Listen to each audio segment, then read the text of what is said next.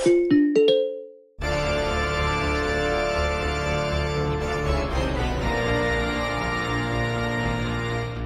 people think about monsters in literature, they usually imagine the obvious ones.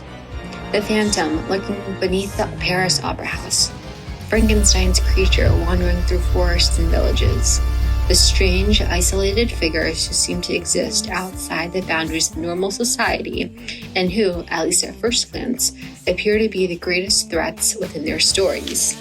And yet, the more I read, the more I began to notice something strange. These characters are rarely the first to reject society. More often, society rejects them first.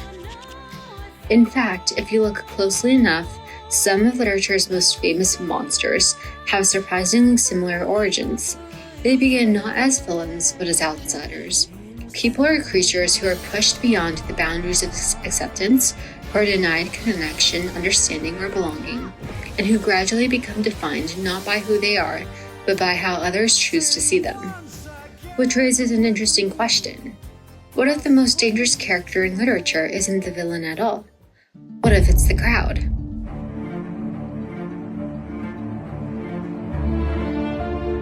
Once you start looking for outsider stories, they're almost impossible to stop seeing. They appear everywhere, across different centuries, genres, and cultures, often disguised as completely different narratives while asking remarkably similar questions. Take the Phantom of the Opera. The Phantom is undoubtedly responsible for terrible actions, and the musical never asks us to ignore that. But what makes him fascinating is not his violence, it is his isolation. The world showed no compassion to me! Before he becomes a threat, he becomes invisible. Before he becomes feared, he is rejected. Long before audiences encounter the Phantom as a villain, they encounter him as someone who has spent his entire life hidden away from the world above him. Hide your face, so the world will never find you. The same pattern appears in Frankenstein. Popular culture often remembers Frankenstein's creature as a monster, but Mary Shelley's novel tells us a far more complicated story. The creature begins life curious, intelligent, and eager to connect with others. That's better. I'm glad you finally came in.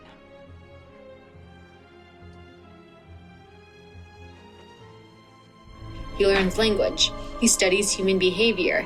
He admires beauty. He wants friendship. What he receives instead is rejection.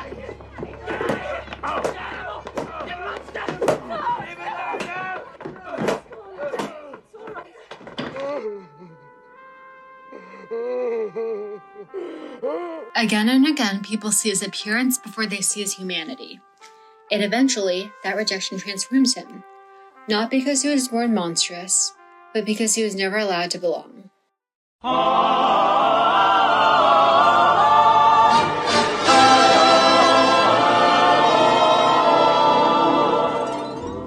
This is where outsider stories become more interesting than simple tales of good and evil. They force readers to confront a possibility that is far less comfortable than the existence of villains. What if exclusion itself has consequences? What if isolation changes people? What if communities bear some responsibility for the individuals they push to the margins? The reason these stories endure is that they challenge a deeply appealing assumption that good and evil are easy to identify. We like stories where villains are obviously villains because those stories are reassuring. They suggest that danger comes from somewhere else, from someone different, from a person we can easily recognize and separate from ourselves.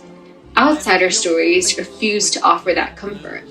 Instead, they blur the boundary between victim and villain, forcing readers to acknowledge that human beings are shaped not only by their choices, but also by their environments in which those choices are made.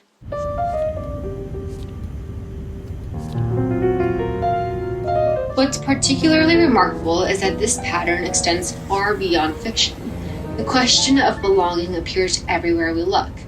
Every society, every institution, and every community creates categories, often unintentionally, of who belongs and who does not.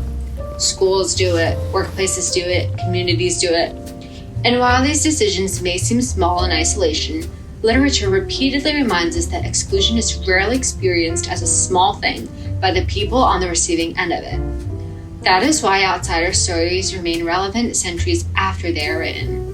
They are not really stories about opera houses, laboratories, castles, or monsters. They are about something much more universal: the desire to be recognized, the desire to be understood, and the desire to be treated as fully human. But you are beautiful.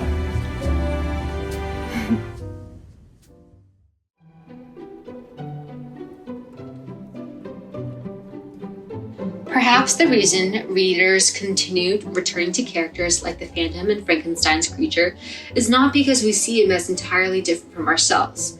Perhaps it is the opposite. Most people know what it feels like, at least briefly, to be misunderstood, to feel invisible, to stand on the edge of a group and wonder whether they truly belong there. Outsider stories magnify that experience and place it under a microscope, allowing us to examine it from a distance while still recognizing pieces of ourselves within it. That recognition is what makes these stories so powerful, and it is also what makes them enduring.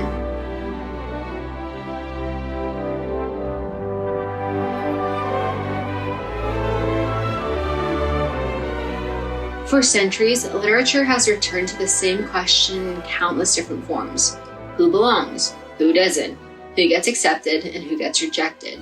And perhaps most importantly, who gets to make those decisions? The answer is rarely found in the villain. Instead, it often lies with the people surrounding them, with the communities, institutions, and crowds that determine who will be welcomed and who will be pushed away. Which is why the most dangerous character in literature may not be the monster standing outside the gates. It may be the crowd standing safely inside them, because literature's most enduring question is not who the monster is. It is who gets to decide.